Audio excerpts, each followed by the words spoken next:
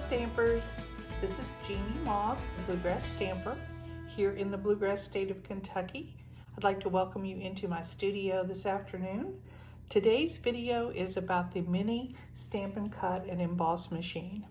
So this is the mini machine, and I like to check it always for these screws on the bottom and make sure those are screwed in well. Sometimes those will loosen and come up a little bit, and they can scratch your surface.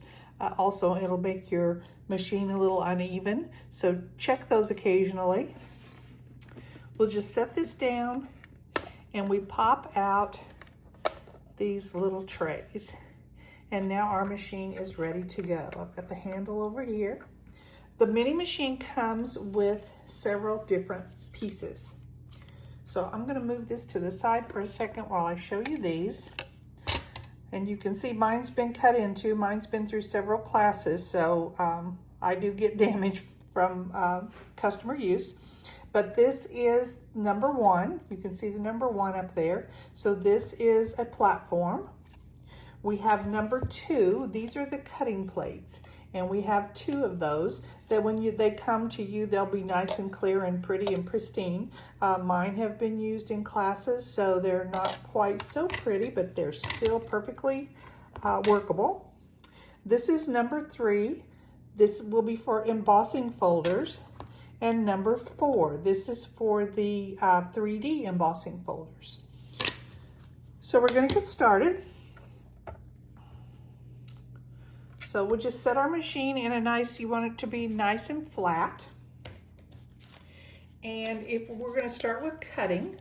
So with cutting, if you look at this, you'll see that you're going to be, I don't know if you can see that picture with all the things that have been cut in here, but it shows 1 and 2 of the 2s and our pieces in between. So we have the 1 and we have the 2 2s, and these are our cutting plates. So this is to cut. Now I like to use the same plate for cutting all the time because as you can see, it starts to get pretty messed up and you can't see through it. And I like to keep one that is pretty clear so that I can see what I'm doing. So we'll put these two down, and then if you're just cutting out a design, you would just put your cardstock down, put your die on, and the little blade goes down, and then you'll put your other clear pad on top. Now it's best if you don't have these perfectly lined up, because then it makes a little bit wider to put it through the machine. So I like to put that center one in just a little bit. So can you see the edges on this where the center plate is slipped in just a little bit from the edge? And then you'll put this in, it should catch easily. You'll crank and hold onto your handle, and you'll crank that through. And there are these cute little flowers that we've cut out. So that is number one, and that's just cutting out simple shapes. Now we can also cut out our stamped images. And you can run this both ways. I tend to run mine through, unless I'm cutting a lot of stuff, run it through this way, but you can run it both ways. So I have stamped those flowers. I'm going to do the very same thing. I'm going to line this up, and if you need to, you can always take a little piece of washi tape and you can secure that. Once you get it lined up like you want it, just secure that die. Again, we're going to have this plate in just a little bit. So you can see that center plate is moved in just a little bit. That just helps it to catch easier to go through the machine.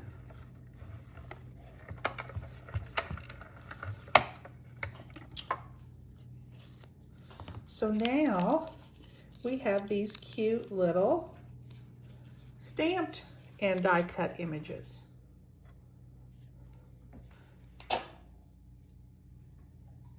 So we can also use this machine with embossing folders. So there are two different kinds of embossing folders, and it's based on the width of the embossing folder. So hopefully you can see this top folder is much thinner than that bottom one. So the bottom one is a 3D folder, and the top one is a regular embossing folder. So we won't need our number 2 plates, and we won't need the number 1. Oh, yes, we do need the number 1.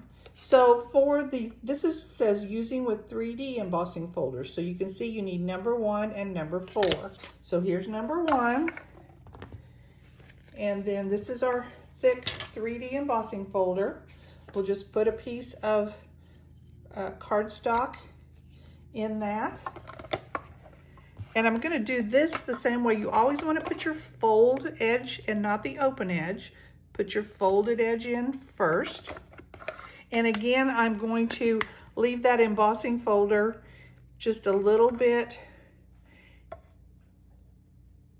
between those panels, just a little bit back. And then we'll put this through.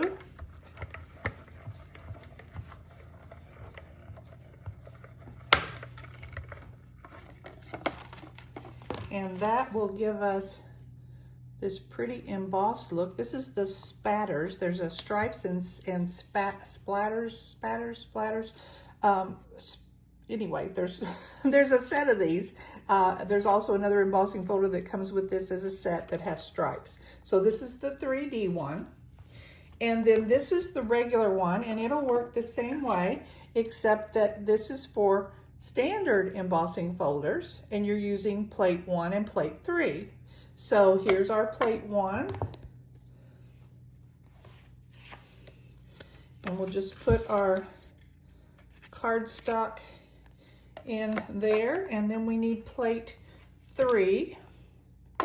And again, I'm going to put the fold in first, but I'm going to have it tucked. Oh, can you see it? Tucked in a little bit inside, and it's going to go in. And when you push this into your machine, it will actually show you, the handle will move a little bit, so you'll know which way you need to crank the handle. We'll run that one through. And so now we have this cute little embossed panel of dots. So those are the 3 different things. We have our cutting plate, our cutting instructions cutting platform, our regular standard embossing folder platform, and our 3D platform. And then we've got our 2 plates. But like I said, it tells you right on each platform, this is standard embossing folders, you're using 1 and 3. So it tells you right on there what you need to use. So that's pretty much it.